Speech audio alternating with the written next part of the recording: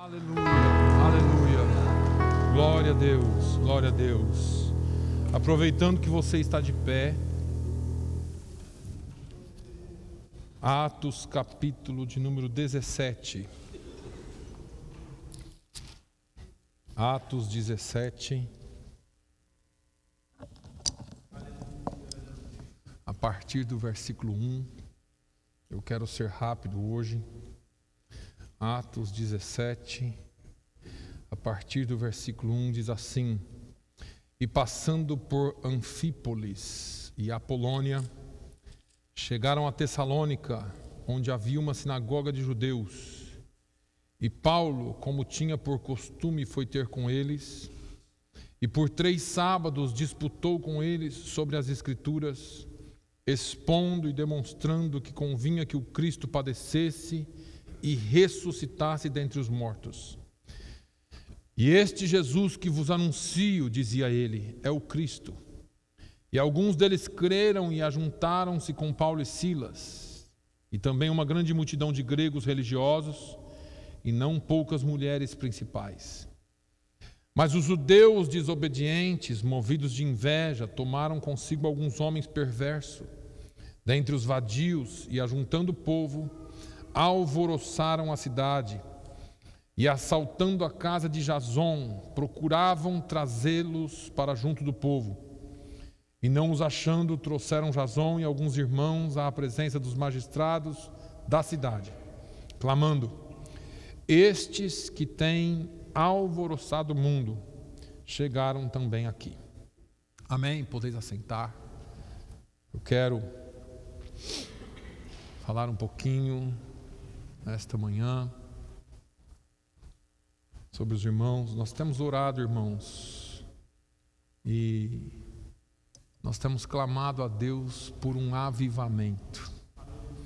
Essa palavra é uma palavra que a igreja gosta, porque a igreja gosta de coisas vivas, né? Eu falei aqui agora há pouco que parece que estava todo mundo meio cansado, assim, né, com sono,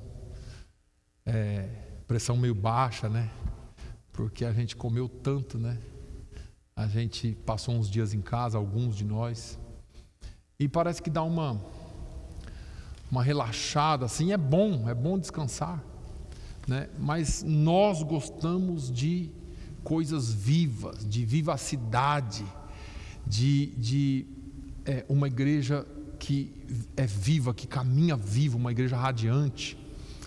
E é muito bom esses momentos de louvor, de adoração, né? Isso nos chama a atenção, isso nos levanta o espírito, isso é gostoso. Agora, nós temos orado, e eu sei que as irmãs têm orado também nesse sentido, nos seus pedidos de oração, na sua forma, mas nós, os homens, já faz tempo que nós estamos orando, né? Já faz eu não sei quanto tempo que a gente vem orando aí, mas todos os dias nós estamos orando aí há mais de 1 ano, se não 2, já buscando a Deus nas madrugadas, pedindo a Deus, né? Um grupo pequeno de homens, porque a gente entende, oração, além de ser difícil a oração, ainda é difícil por causa do horário. E a gente vem buscando a Deus e pedindo a Deus, e uma das nossas orações, um dos nossos pedidos é por avivamento. Mas um avivamento genuíno, um avivamento que realmente produza frutos, não só barulho, não é? A gente precisa de avivamento, barulho é bom, não me entenda mal, eu estou falando não só, não é? A gente gosta de um culto avivado. Alguém postou uma postagem nesse final de semana, o Black Friday com as portas das lojas lotadas, o Saturday Sports com os estádios lotados, e o Black Sunday exatamente assim, com poucas pessoas na igreja, não é? Porque nós estamos prontos a ir comprar, adquirir aquilo que nós conseguimos ver. Ainda essa semana falávamos um pouquinho do sincretismo religioso, aquilo que as pessoas precisam apalpar. Então, se essa água aqui ela é vendida como água benta, as pessoas compram e querem porque é algo que eu consigo ver. Agora, falar de um Deus invisível, de um Deus que trabalha no invisível, trabalha no escuro, vamos por assim, né?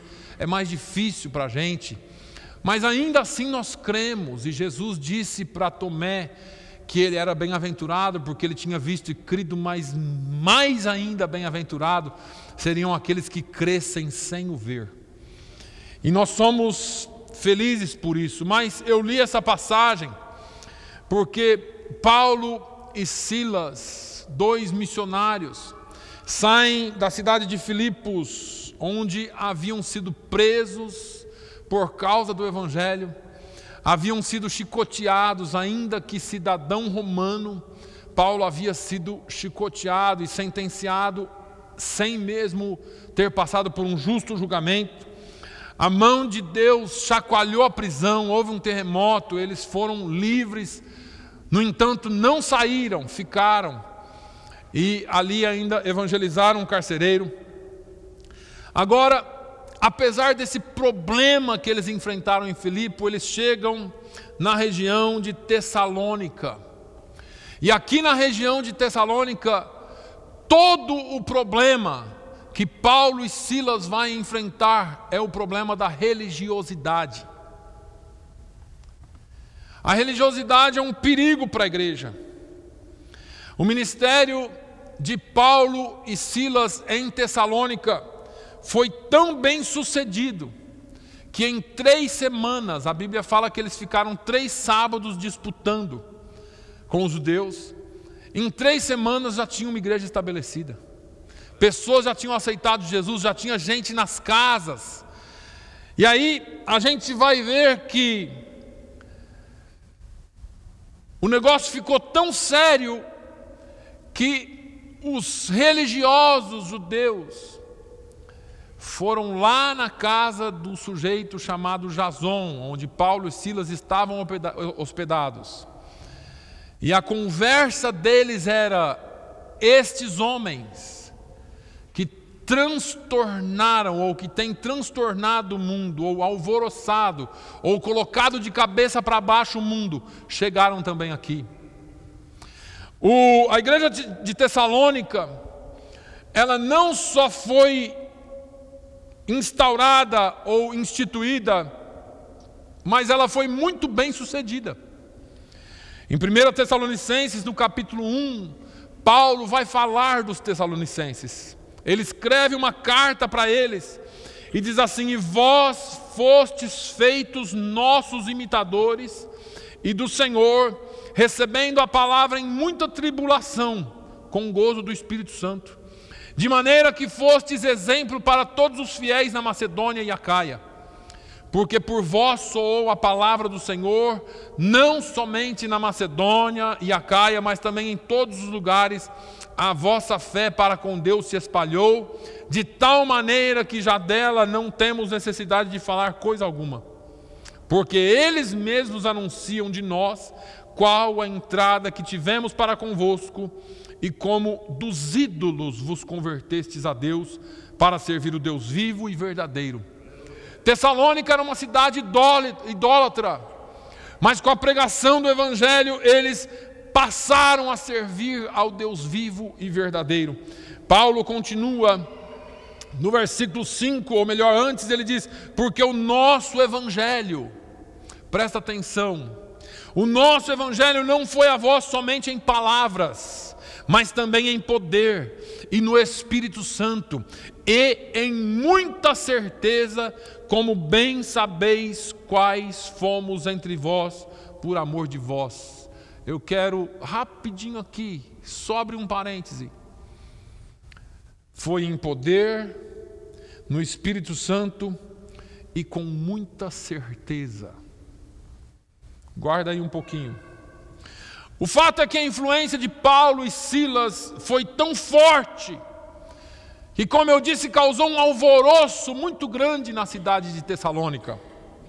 E aí, lá na casa de Jason, os homens foram para prendê-los, não conseguiram, trouxeram Jason, alguns outros irmãos que estavam na casa, E a expressão bíblica literal é: esses homens que estão mudando a ordem das coisas. Aqui se fazia assim, agora eles chegaram e estão fazendo assim. Esses homens que estão incomodando o mundo, esses homens que estão transtornando ou virando o mundo de cabeça para baixo, essas pessoas chegaram aqui. Essas pessoas estão bagunçando o reino espiritual aqui. Foi mais ou menos isso que eles disseram. Essas pessoas que chegaram em Fall River e estão bagunçando o reino espiritual de Fall River. Estão chacoalhando as bases de Fall River. Alguma coisa eles têm. E se você ainda não deu glória a Deus, já é hora de fazê-lo. Não há elogio mais poderoso para uma igreja do que esse. Às vezes eu ouço alguém falando assim: pastor Paulo, pastor, Satanás está furioso. E eu digo: e tem coisa melhor? Ruim é se ele estivesse contente comigo, mas ele furioso comigo, eu estou feliz demais. Continua furioso. Agora, ser elogiados não anula a minha e a sua responsabilidade de influenciarmos a cidade, a comunidade, o lugar onde estamos inseridos. Segura aí um pouquinho. Eu sei que tem visitante aqui hoje, mas segura aí. A igreja do Senhor Jesus não foi instalada neste lugar como ponto comercial. A igreja do Senhor Jesus não foi instalada aqui para ser mais um atrativo da cidade.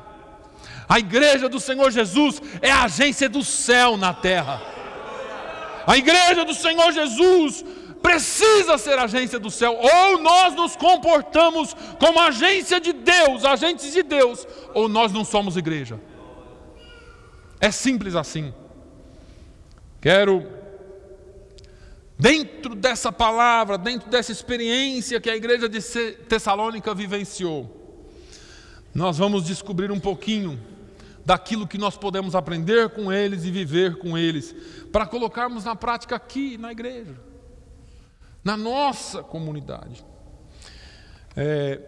É muito bom vir à igreja e ouvir as pregações, irmãos, mas você precisa vir aqui, ser alimentado pela palavra e sair por aquelas portas lá, no mínimo pensando, no mínimo se questionando: o que é que eu tenho feito? Quem sou eu no reino de Deus? No mínimo. Caso contrário, nós vamos só vir aqui e vamos nos acostumando com um evangelho fraco, manco, que não transforma. Paulo fala aos tessalônicos, aos irmãos tessalonicenses, ele diz assim: olha, eu vim com poder, eu vim no Espírito Santo, e eu tinha certeza do que eu estava fazendo. Eu tinha certeza do que eu fiz. Quais foram os instrumentos que Deus usou lá para fazer a igreja, uma igreja tão forte que Paulo fala: olha, a igreja, vocês se tornaram exemplo não só na Macedônia, mas em toda a Acaia, em todos os lugares onde eu vou, alguém já ouviu falar do testemunho de vocês. Posso começar a fazer umas perguntinhas para você? Nós somos referência como igreja? A sua igreja é referência na cidade? Pense individualmente, mas pense agora como igreja. Estamos como organismo sendo referência para alguém ou referência de alguém? Estamos pregando uma doutrina sólida? Somos agentes influenciadores? Será que a nossa palavra influencia, que a nossa vida influencia? Ou nós estamos aqui, como eu disse, somos mais um atrativo da cidade? Acho que domingo eu vou lá. Falaram para mim que é legal lá. Tem um grupo de louvor da hora. Tem uns negócios lá, o pastor fala umas coisas engraçadas. Eu acho que eu vou lá. Ou será que você veio aqui hoje para ouvir a santa e gloriosa palavra de Deus? uma palavra que transforma. Outras igrejas podem olhar para nós e dizer assim: não, ali eles são crentes como a gente. Eles são avivados também. É uma igreja que prima pela santidade. É uma igreja que a palavra é ensinada com verdade. É uma igreja que tem disciplina na palavra de Deus. Aguenta aí. Qual é a nossa condição? Eu estou, irmãos, trazendo a mensagem aqui para dentro. Porque pregar para os outros é fácil, é a gente. E a minha responsabilidade? E a minha parte? Eu quero chamar você para a responsabilidade como corpo coletivo. Porque podemos ser referências como pessoas, mas hoje eu preciso que você pense como igreja. A palavra de Deus, Jesus fala muito de mesmo sentimento. Todos no mesmo acordo, no mesmo sentimento, mesmo coração, mesmo pensamento. Paulo fala aos Tessalonicenses que eles eram exemplos. Quais foram, ou o que é que aconteceu em Tessalônica que deve acontecer nas nossas igrejas? Qual foi, ou quais foram os agentes que avivaram aquela igreja? Então vamos pela palavra. Vamos pela palavra e nós vamos entender aqui o que aconteceu em Tessalônica. O primeiro agente de avivamento, irmãos, isso aqui parece culto de doutrina, e é. Porque glória a Deus que a gente prega a doutrina bíblica aqui. Mas entenda uma coisa, você não está proibido de glorificar a Deus. Não perca a oportunidade. O primeiro agente de avivamento daquela igreja foi o Senhor Jesus. Eu vou repetir, ninguém ouviu. Você pode glorificar a Deus. O primeiro agente de avivamento da igreja foi o Senhor Jesus. O primeiro agente de Tessalônica para que a igreja fosse avivada foi o próprio Senhor Jesus. Você não pode, como crente, pelo menos eu entendo assim, ouvir esse nome, estar diante desse nome e não sentir nada, não reagir. O nome de Jesus, tem um corinho antigo, né, que é antigo, faz tanto tempo que não canta na igreja. O nome de Jesus é poderoso, né? Bonito esse corinho, né? Podia cantar de vez em quando aqui, né, pastor Paulo? Glória a Deus. Quando lemos Atos, capítulo 17, irmãos, nos versículos 3 e 4, Lucas diz assim, ó: expondo e demonstrando que convinha que o Cristo padecesse. Quem padecesse? O Cristo. E ressuscitasse dentre os mortos. E este Jesus, quem? Jesus, que vos anuncio, dizia ele, é o Cristo. E alguns deles creram e ajuntaram-se com Paulo e Silas, porque pelo nome de Jesus as barreiras são quebradas. O segredo de Paulo e Silas era que o tema central da mensagem não era alguma coisa boa somente que eles podiam apresentar, mas o tema central da palavra de Paulo e Silas era Jesus e este crucificado. Não há avivamento, nem em vida, nem em igreja, onde Jesus não seja o centro. Não existe avivamento onde a pessoa de Jesus não é adorada, não é respeitada, não é ovacionada, não é venerada, não é reverenciada. Jesus tem que ser o centro. Quando Paulo escreve a sua primeira carta aos Coríntios, no capítulo 2, versículos 1 a 5, ele diz assim: eu, irmãos, quando fui ter convosco, anunciando-vos o testemunho de Deus, eu não fui com sublimidade de palavras ou de sabedoria. Eu não vim com o meu conhecimento. Eu não vim com aquilo que é só mental. Porque nada me propus saber entre vós. Ou seja, eu não apresentei nenhum conhecimento meu entre vós. Os coríntios eram, os gregos, muito sábios, muito envolvidos na filosofia. Ele diz assim: mas eu apresentei Jesus, e este crucificado, Jesus que morreu por nós. Quando Paulo fala com os coríntios, é porque os coríntios se sentiam o máximo. Quantas vezes, irmãos, nós cantamos aqui hoje, se eu me humilhar. Quantas vezes as pessoas chegam na presença de Deus que parece que estão fazendo um favor para Deus. Estão fazendo um favor. Eu vim na igreja hoje, Deus. Está vendo como eu sou bom? Irmãos, eu falei aqui, Deus sem você é Deus. E você sem Deus? O salmista diz assim: quem é o homem mortal para que te lembres dele? Nós não somos nada, nós somos pó. Paulo fala aos coríntios: olha, a minha pregação não constituiu em sabedoria humana. Ele diz: eu vim com poder, eu não me propus, nada me propus saber entre vós. É incrível como muitas pessoas dizem que adoram a Deus, mas já tiraram Deus do seu culto faz muito tempo. No seu culto Deus não entra. É incrível como muitas vezes dizemos que o nosso louvor é para Jesus, é para Deus, mas em nenhum momento durante o louvor pensamos nele. É incrível como muitas vezes nós, os obreiros, ocupamos os nossos dias fazendo a obra de Deus, sem nem pensar no Deus da obra. Passamos, o tempo passa. É tempo que nós gastamos para a obra, que o dono da obra às vezes fica esquecido. Quantas vezes nós passamos, e se não cuidarmos, passamos dias mal podendo ler a Bíblia, mal podendo orar, porque nós estamos tão cansados de tudo que nós estamos fazendo para Deus.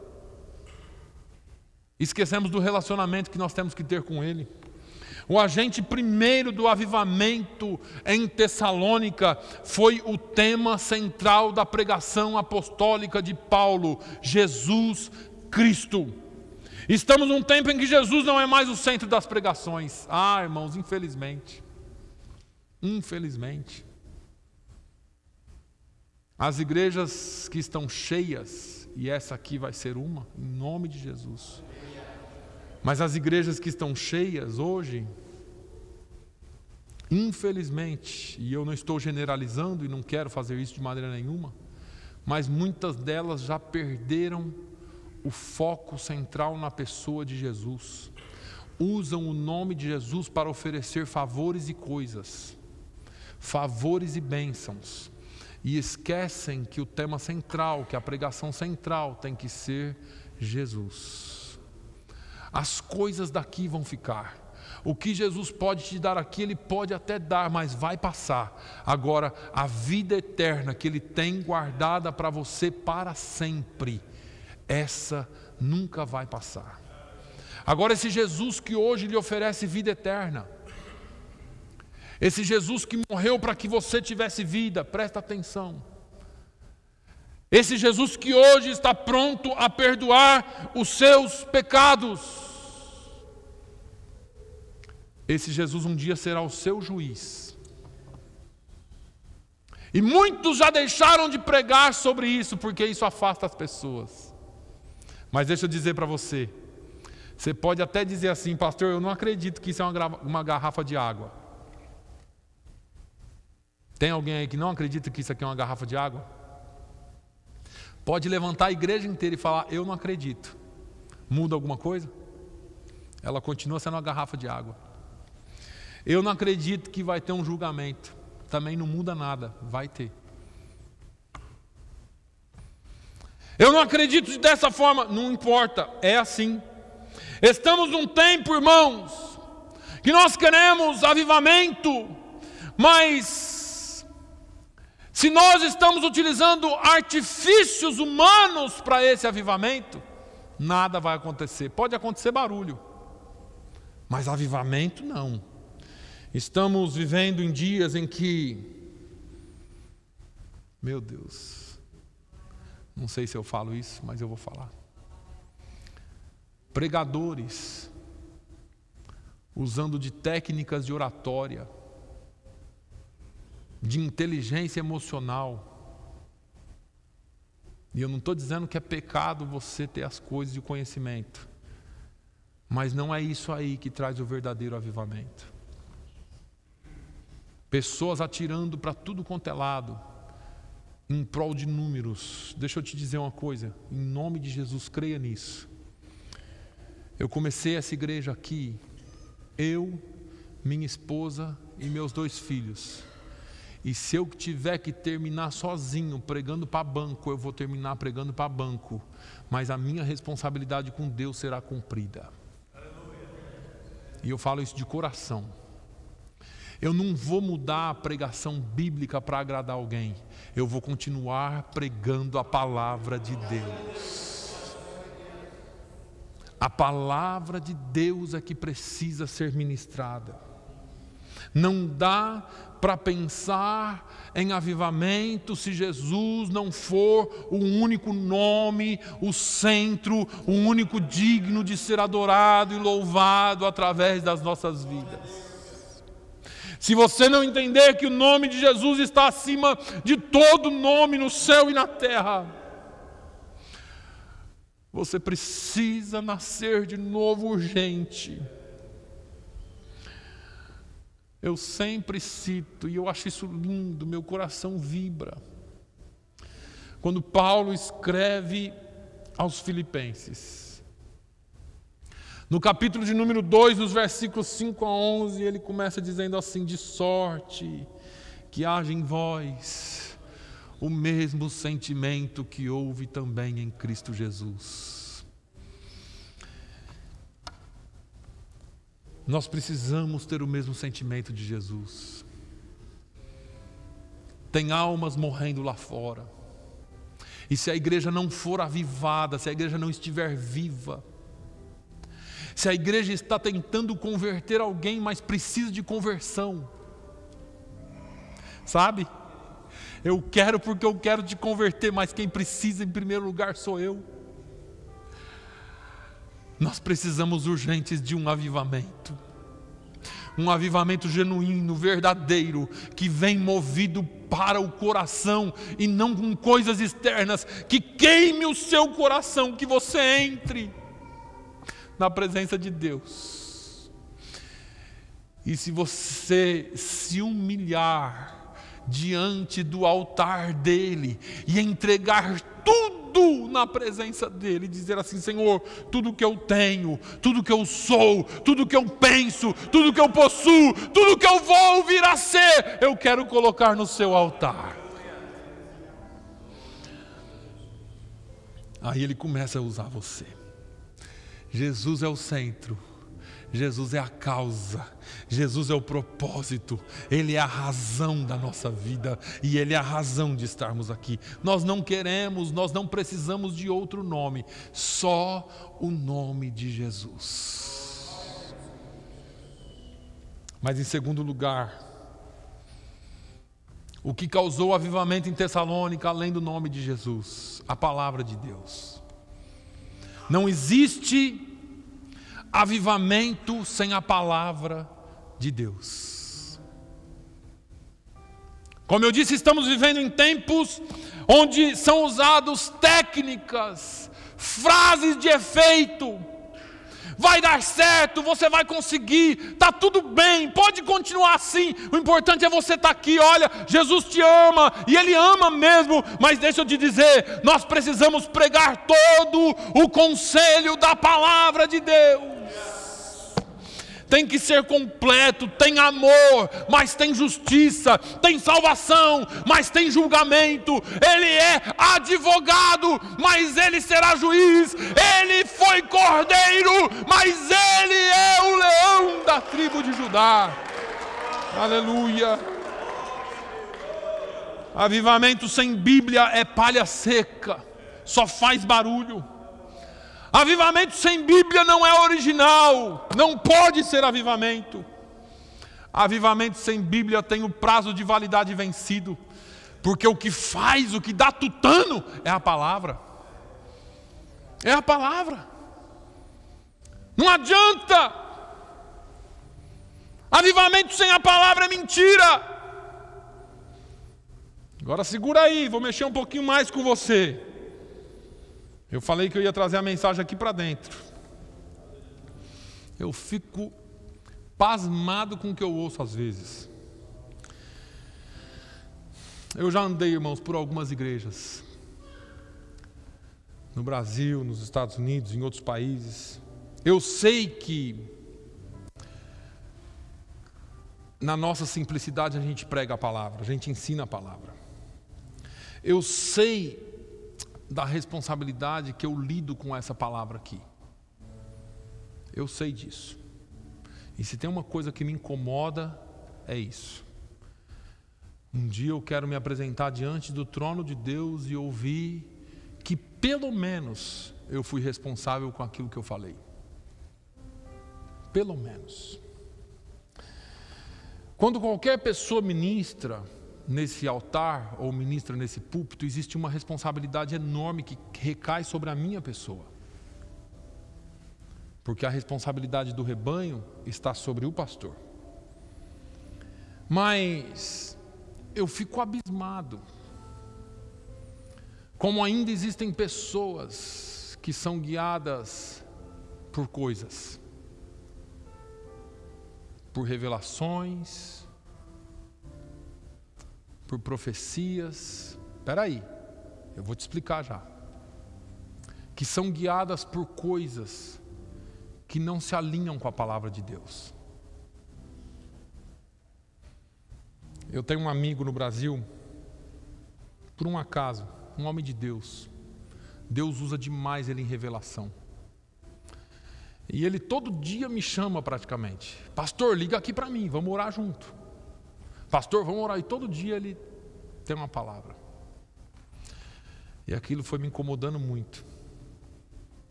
E a semana passada eu tirei mais de 1 hora para conversar com ele. E depois de eu pedir 1000 perdões, eu lhe falei o que tinha no meu coração. Eu falei, eu quero lhe ligar porque você é meu amigo. Porque a gente pode falar sobre a palavra de Deus, mas eu não sou dirigido por revelações e nem por profecias. Eu creio nas revelações, eu creio nas profecias, eu creio em visões, eu creio nos dons espirituais. Eu sou pentecostal por convicção, mas o que dirige a minha vida é a palavra de Deus. Se aquilo que alguém usado por Deus falar para mim estiver de acordo com a palavra de Deus, eu recebo aquela profecia. Tem uma estantezinha no cantinho do meu coração. Eu vou lá no cantinho do meu coração e coloco ela, que nem Abraão fez. E ainda que passem 20 anos, um dia Deus cumpre, se for dele, e eu vou lembrar daquela profecia. Mas eu agir em cima daquilo lá, não, porque a palavra de Deus não me mostra que profecia é diretiva.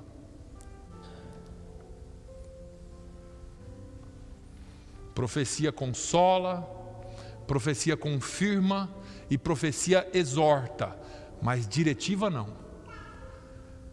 Pastor, eis meu filho, larga da tua esposa que eu tenho outra para você.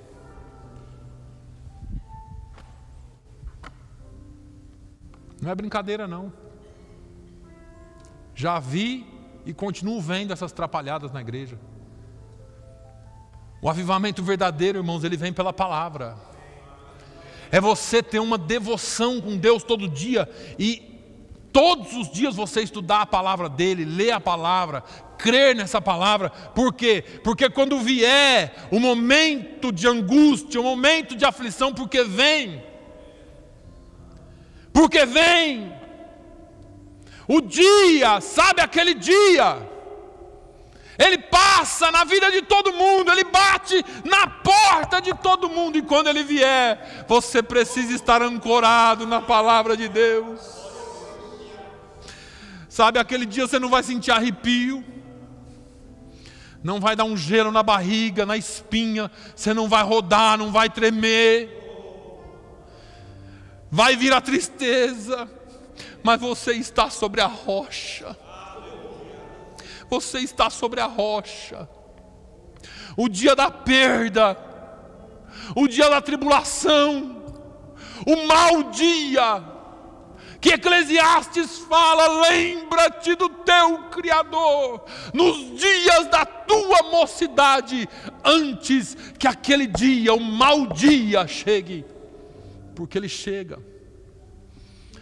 E aí, se você não tiver a base certa, aí é sofrimento. Aí é sofrimento.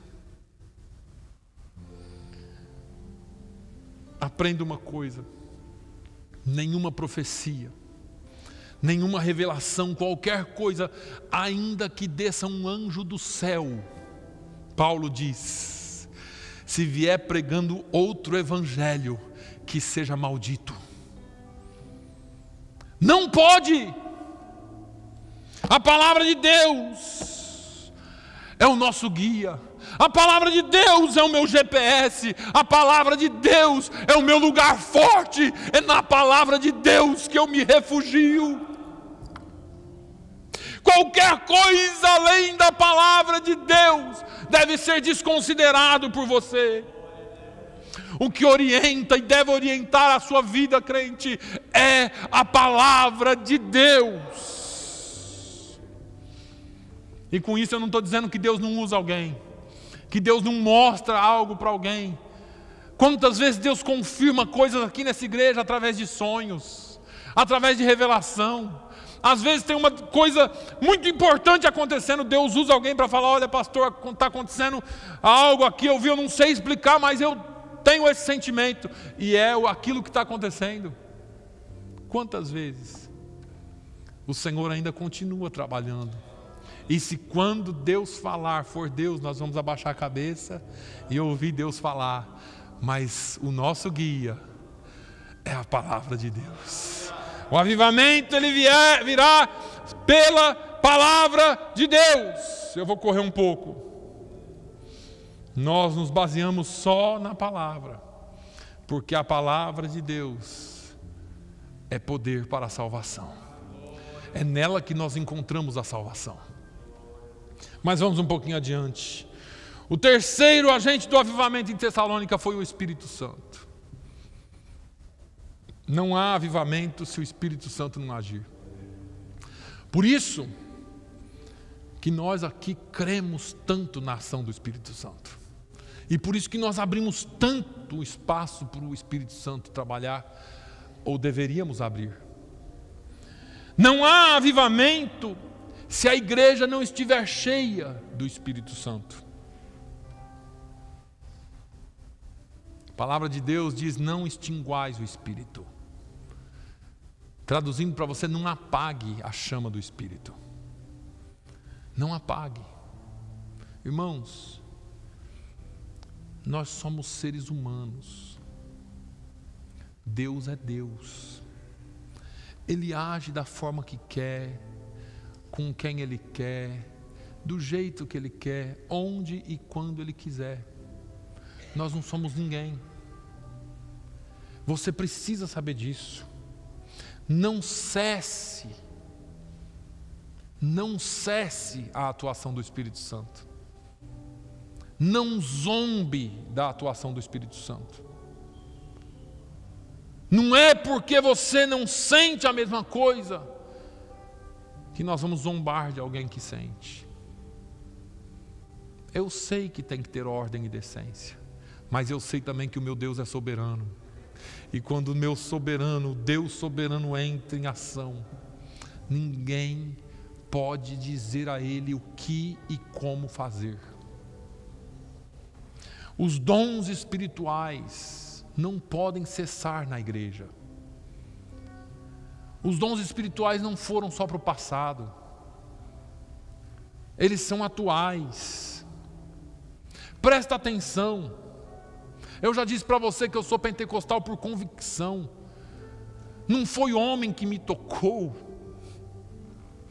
Eu fui tocado pelo Espírito Santo numa sala de aula, dentro de um quartel do Corpo de Bombeiro. Ele me encheu. Naquela mesma semana, um homem foi curado de cólica renal, pronto para ser levado para o hospital, um sargento.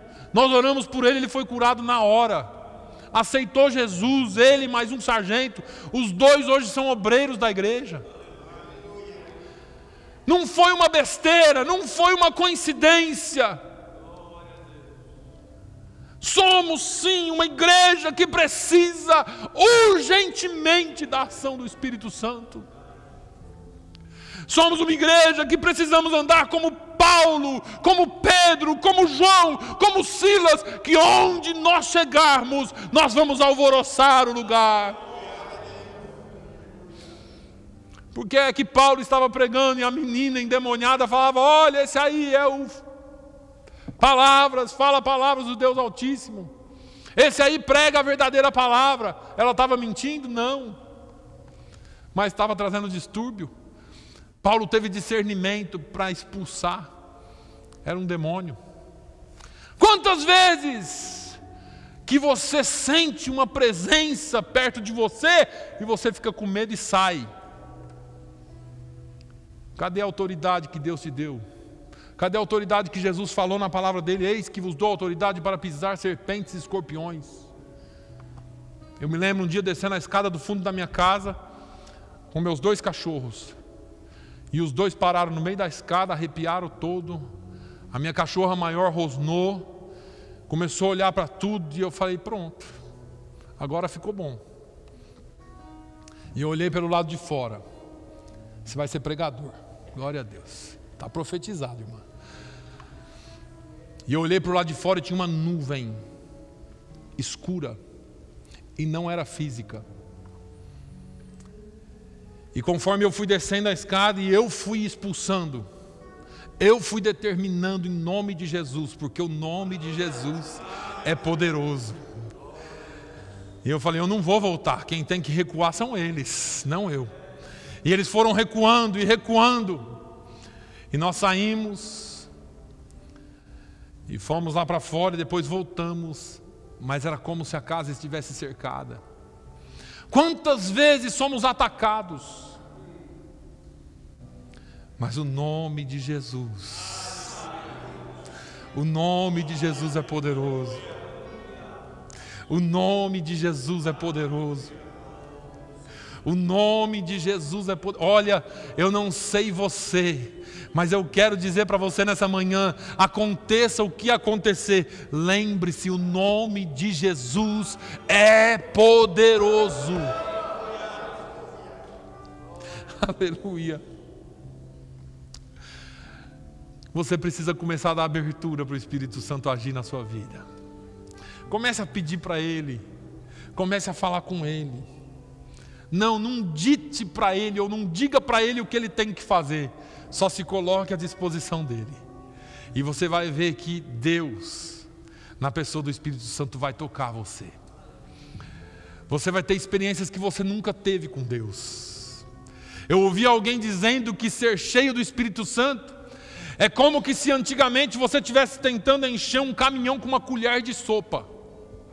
Mas quando você é cheio do Espírito Santo, você pega aquela pá carregadeira, aquela máquina e consegue colocar muita terra lá. É assim que o Espírito Santo faz. O Espírito Santo é Deus em nós. Você é templo do Espírito Santo.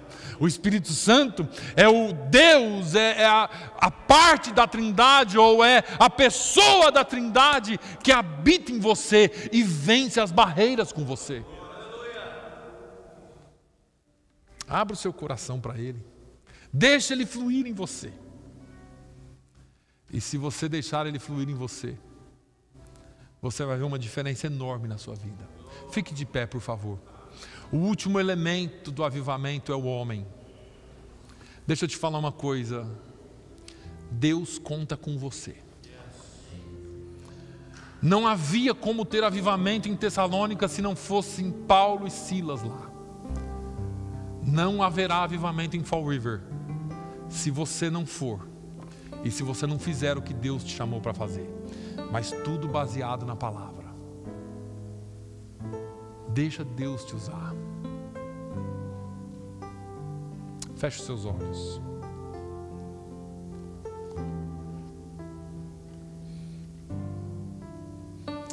Aleluia.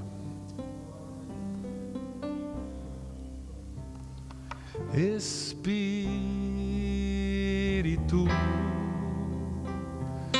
enche a minha vida.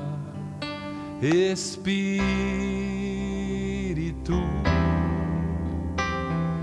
enche a minha vida. Enche-me do teu poder, pois de ti. Fala com Jesus, fala com Deus, fala para Ele encher o teu coração. Vamos repetir: Espírito. Espírito, enche a minha vida.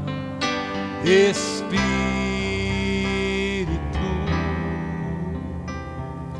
enche a minha vida. Enche-me com teu poder, pois de ti eu quero ser.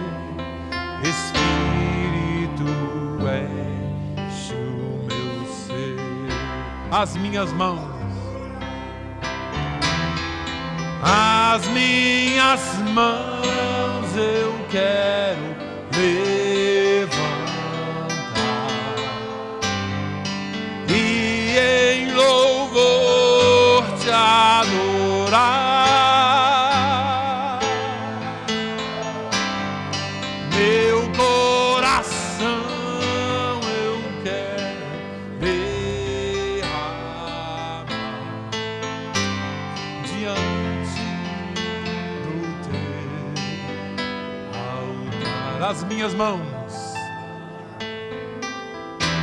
as minhas mãos eu quero, aleluia, e em louvor te adorar. Oh, meu coração eu quero derramar diante do teu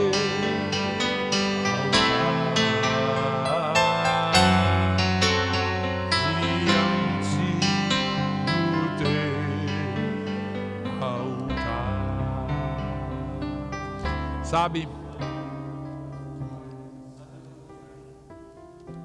Deus pode transformar a sua vida. Ele pode mudar a sua forma de ver, de pensar. Ele pode transformar o seu viver. Ele quer transformar o seu viver. E somente em Jesus. Jesus disse: vinde a mim todos vós que estáis cansados e oprimidos, e eu vos aliviarei. Ele diz: tomai sobre vós o meu fardo e aprendei de mim, que sou manso e humilde de coração, e encontrareis descanso para as vossas almas, porque o meu fardo é suave e leve, o meu jugo é leve. Jesus chama você para uma nova vida, porque Ele quer tirar a carga que está sobre você e colocar uma carga suave em você. Temos responsabilidade, sim, mas o Senhor é especialista em mudar as nossas vidas. Ele mudou a minha, Ele transformou a minha vida, Ele pode transformar a sua. Fale com Deus agora. Você pode entregar a sua vida para Jesus, se você quiser. Pedir para Ele transformar você. existe um livro da vida, que todo aquele que tiver o seu nome escrito nesse livro herdará a vida eterna.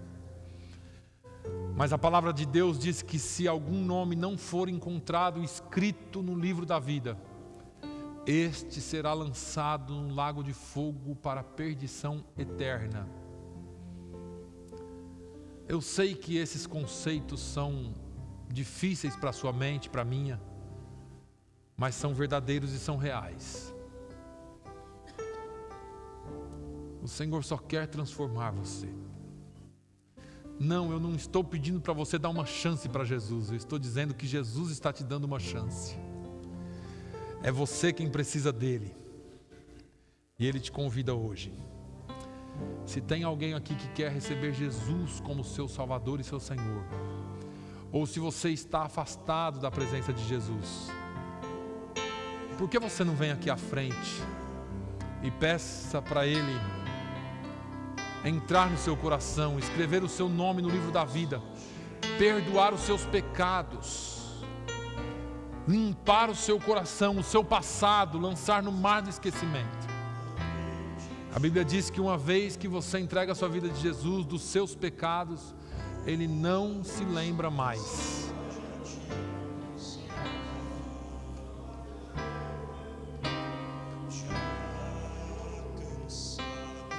A Bíblia diz que há festa no céu quando um pecador se arrepende. Venha, tem lugar para você. Tem um lugar para você.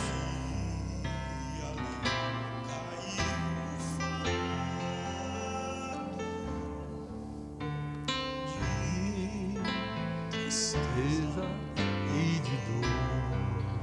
Ó, porque Jesus não dá para explicar esse amor, mas Ele te ama. Ele ama você.